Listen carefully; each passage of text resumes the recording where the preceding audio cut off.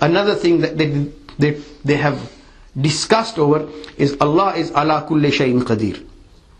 Itni baat to sabko musallam hai. Allah can do everything. One of the things people then ask is, if Allah can do anything, can Allah make somebody else like himself?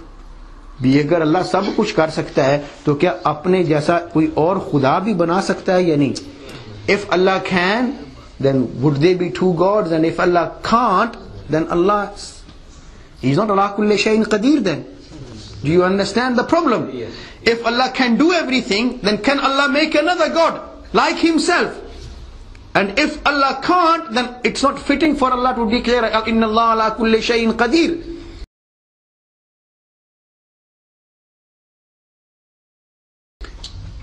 If Allah so wants, Allah can do anything, but Allah won't make another God like Himself. It's not fitting for Allah.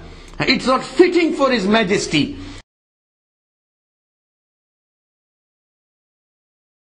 Similarly, people used to say, can Allah lie? Speech for Allah, lying or telling the truth is a part of one's speech. Samajh aa rahi? You understand what I'm saying? When people speak, who's going to tell the truth or lie? Someone who can speak. Now Allah's speech is haqq. We believe that Allah speaks.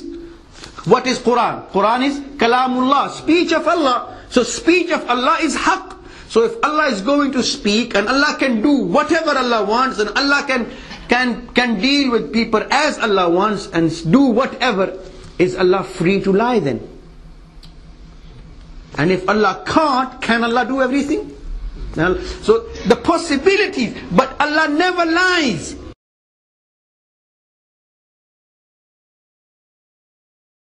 It's not fitting for Allah to lie. Let no man go away today and say, Sheikh Mumtaz was saying Allah can lie. No. What I'm saying is Allah does not lie. Maulana Rashid Ahmad Gangohi rahimahullah in his Fatawa Rashidiyah has clearly specified anyone who says Allah lies is a kafir. If lying is not fitting for Allah, Allah is subhanallah, Allah is glorious.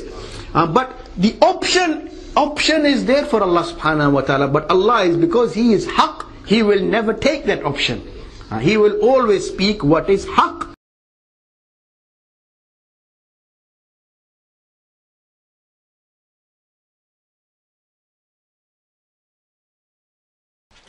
This is a very important verse and an important concept for us, so we need to pay attention here. Inna Allah ala kulli shay'in qadir.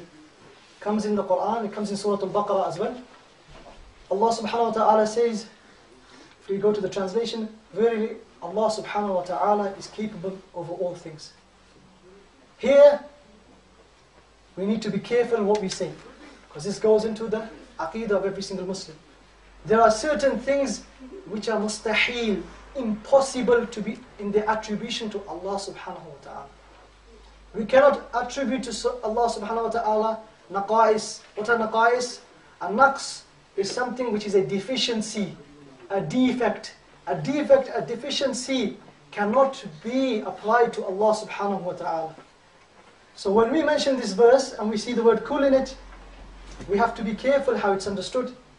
If somebody says everything, meaning no exceptions, na'udhu billah, and then decides to attribute to Allah subhanahu wa ta'ala naqs, this is dangerous. This is kufr, to attribute to Allah subhanahu wa ta'ala a naqs, something which is a deficiency, is disbelief by consensus of the ulama. Here we need to be careful that in the word kul here, we have to take out the deficiencies, those things which cannot be attributed to Allah subhanahu wa ta'ala. For example, we cannot say na'udhu billah, Allah subhanahu wa ta'ala is capable of lying. Na'udhu billah, Allah subhanahu wa ta'ala is capable of taking a son. You may think these are very simple. Why are we being told this? This is simple, every Muslim should know. And it is something which every Muslim should know by necessity. Unfortunately, there have been some ignorant individuals in history who have not understood this or have clearly gone against this.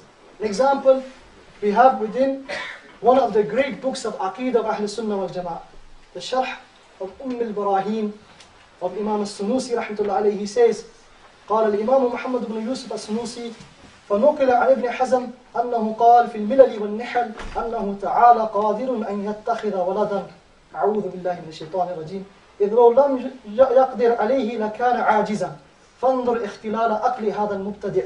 He said it is related from Ibn Hazm, who was one of the Zahiri, who followed the Zahiri school. Ibn Hazm, this person, he is used by those people who accuse Ahl Sunnah wal Jama'ah of bid'ah. We should know this. They use him in many of their books, and he is one of the leading figures. He is from maybe the 5th or the 6th century, and he is from the Zahiri school, and then he left the Zahiri school, and it is not a school of the Ahl Sunnah anyway, inside fiqh. He left that school, and then he began to claim he was a mujtahid, a person capable of deriving the legal rules from the text. He claimed that for himself. He says it is related from Ibn Hazm in his book Al-Milal wal-Nihal that Allah subhanahu wa ta'ala was capable of taking a son. A'udhu billahi minash shaitanir rajim. Because if he were not capable, in the view of Ibn Hazm, then he would be powerless. And he says, Al-Imam Muhammad bin Yusuf as-Sunusi, look at the mental derangement of this innovator. People accuse us of innovation within the furu', in the branches of the fiqh. The furu' are the branches. The usul, things like the aqaid, the belief. The furu' are what we call the branches. Like for example, the fiqh of praying, the fiqh of zakah, the fiqh of those things which relate to the actions. People accuse us of bid'ah. Ahlul Sunnah, you do bid'ah. You do acts which are bid'ah within ibadah and so forth. Here is an example of someone doing bid'ah within the aqaid, saying a thing which it is not allowed to say in the core of the belief of the Muslims. Here we want to reiterate the point, Inna Allah ala kulli shay'in qadir.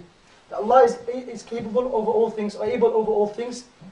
Here the word kul is used, but it is specific in the sense that we have to take out what? Everything which is not, it is not correct to attribute to Allah. All the mustahilat, the impossibilities. And these impossibilities include things like lying, any bad traits. We cannot attribute them to Allah subhanahu wa ta'ala.